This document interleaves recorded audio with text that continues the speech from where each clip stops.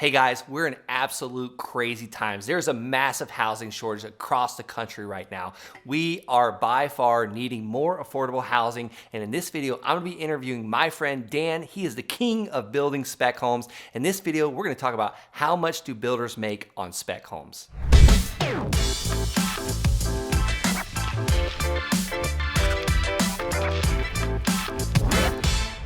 Hey guys, I have an amazing treat for you today. Me and my friend Dan are gonna break down the mistakes, the failures we've made in building spec homes and show you how you too can maybe earn six figures on one spec home. Hey Dan, how are you today?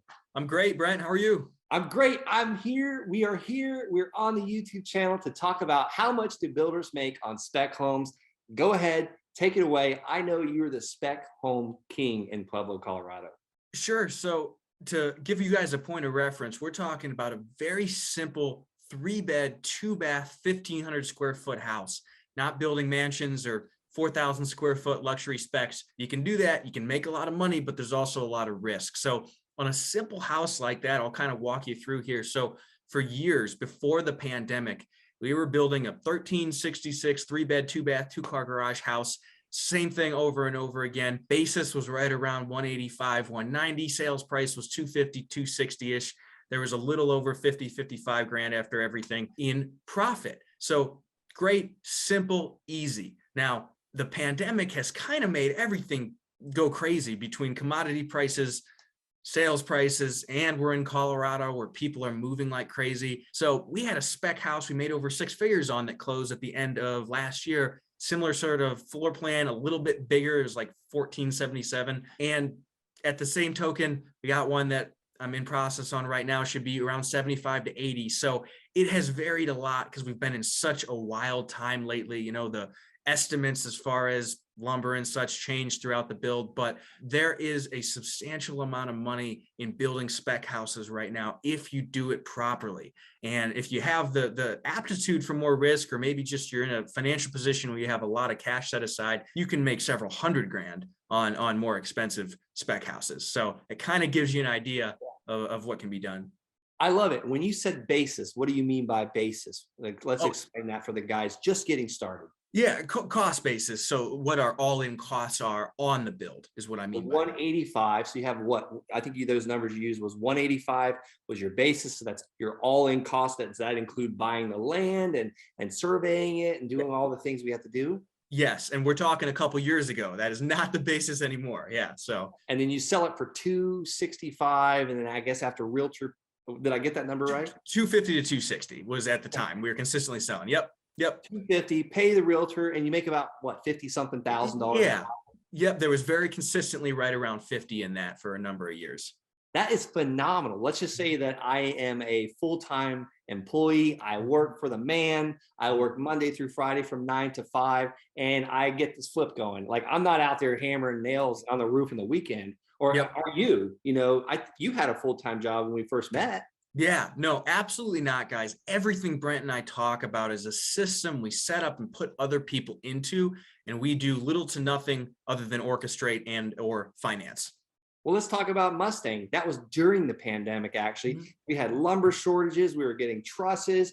We blew budget by crazy. I think we went over budget by $71,000. But if it wasn't for you getting the land at a crazy discount, and if it wasn't for the market going up and that buyer paying even more, we locked the buyer in like 5 months ago. We're still going to make $33,000. And I may have 3.5 hours involved in it. And it's because I screwed up on the bookkeeping, because we got away from some expenses. So I had to like look at bank accounts and credit card statements and make sure we didn't miss anything.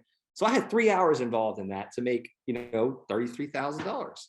Yeah, absolutely. We messed up on that one. It's embarrassing. So nothing you can do about other than laugh about it. But, at the end of the day, because we bought a infill lot on a golf course for $1,000, $1,000 on a golf course.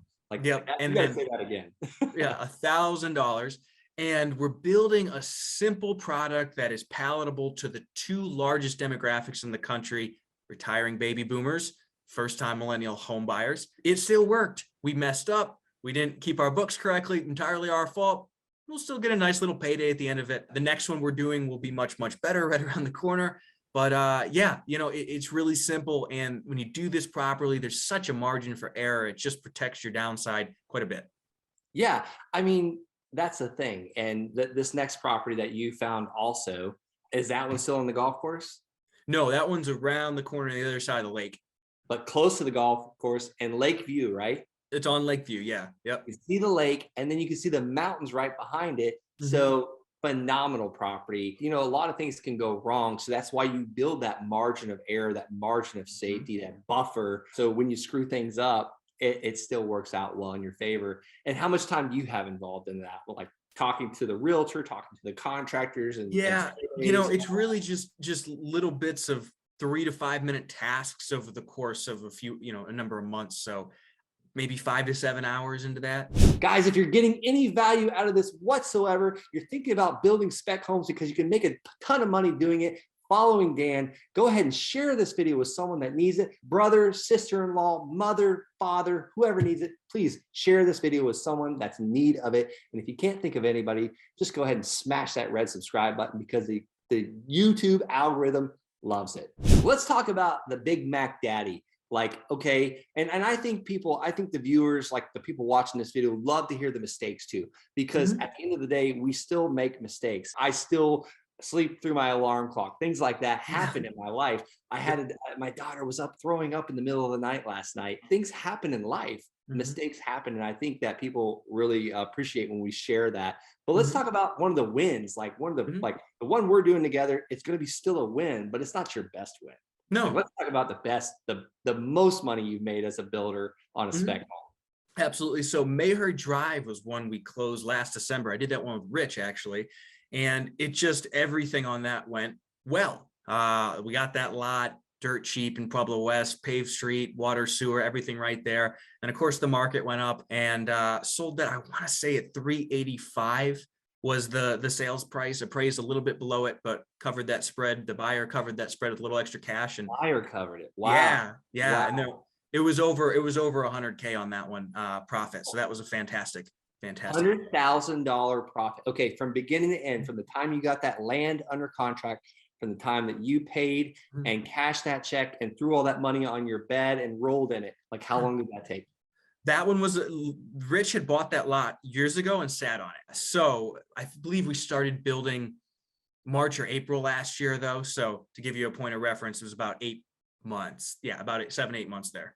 So from 8 months from the time you broke ground and they did your soil checks to see if there's any shell or what kind of, if you had to bring in dirt, 8 months from the start of that to getting paid and rolling in the dough. Yes. Yeah, that was a good one. I love it. So $100,000 like profit for that. That's amazing. I think that's a pretty good indication of how much builders can make on spec homes. Why isn't everyone doing this, Dan? Yeah, that's an excellent question. And I think it just comes down to a number of factors. Land being scary to a lot of people because it isn't taught as much. They don't understand the zoning or the utilities or anything really about land. So that's number one. And then, number two, I think it's got to be the right time in the market. And it probably wasn't for a little while there. Now it is with the massive housing shortage. I think I read 5 million units short across the country. And especially if you're in an area like Florida or Colorado, where a lot of people are moving. So it's a couple factors and just myths around it being complicated when it really isn't. Houses are extremely simple. Having built a number of houses makes rehabbing them easier because you realize it's just a simple box with some infrastructure. So this stuff isn't that hard. It's just not being taught. And I think that's part of it too. I want to emphasize that it's simple because you had Rich in the beginning that walked you through it. And now people have the ability to have Dan Haverkost himself, the king of building in Pueblo, walk you through how to make money building spec homes. Guys, if you're interested in learning more about this, if you're interested in having Dan be your Sherpa, get you through the pain, the mistakes. How many new builds have you built in let's just say the last 2 years? 2 years. 2 years, several dozen, yeah. Dozen. Stand on the shoulder of a giant here. Compressed timeframes of Dan's 2 years of building several dozen spec homes and making money. How many have you lost money on? We haven't lost money on any. To be really straightforward, we had a couple fall apart with a contractor that we thought was great and was not. Thankfully, everyone was okay. They were pre-sold. Buyer took their money back, kept the land. So there have absolutely been projects that have gone poorly, but none that we've lost money on. But take the lessons that Dan has learned through those several dozen over the last 24 months and compress those into a time frame of letting him take you through a 12-week process of actually buying the land, sourcing the land at pennies on the dollar. That's where I come into play and help with the whole system. And then Dan's expertise is showing you how to properly systematize this, because it's simple when you have systems. It's simple when you find the right people. It's simple when you find the right lending, but it could be the hell if you don't have one of those right techniques. So if you're interested in finding out more, or maybe scheduling a call to see if you even qualify for this, or even like if this is a good fit, head on over to ibuildfreedom.com. You can see it on the screen, or you can go below in the description and click on ibuildfreedom.com.